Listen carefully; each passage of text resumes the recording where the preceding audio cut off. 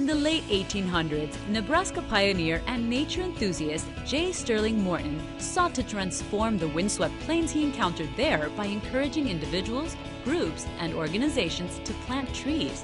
And in 1874, Arbor Day was officially born. Today, it's a nationally celebrated event, and the Port of Long Beach, along with city agencies, sponsored two of their own Arbor Day tree planting ceremonies, appropriately called Harbor Arbor Day, to beautify the Long Beach communities. The first ceremony was held at Perry Lindsay Academy in North Long Beach.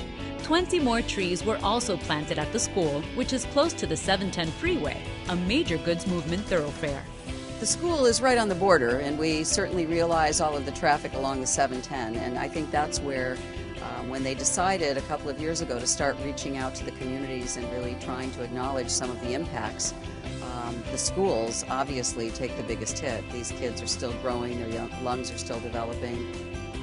Along with creating a healthier environment for the students, these trees will grow to serve as a lasting reminder that environmental stewardship is a responsibility for everyone.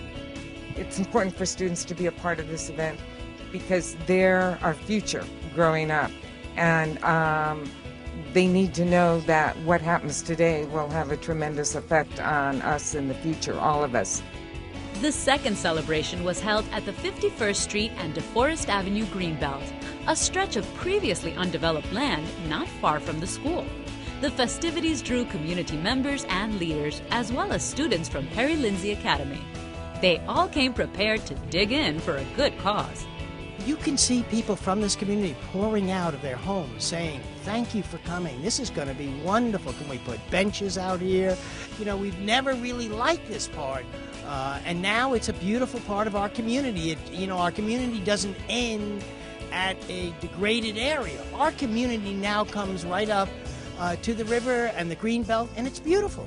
The very first Arbor Day in 1874 included a parade and festivities, and Harbor Arbor Day kept that spirit alive with great food, live entertainment, face painting, games, and educational booths, proving that you can learn and have fun at the same time.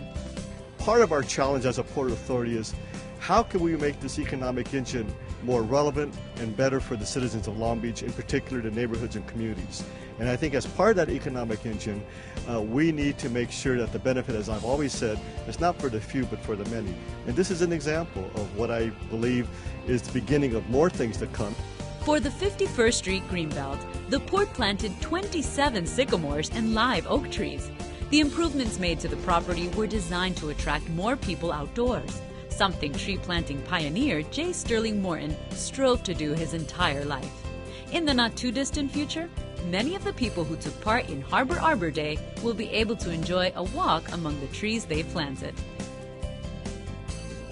At the 51st Street Greenbelt and the nearby Perry Lindsay School, nearly 50 trees were planted, a reminder of the importance of partnerships and trees.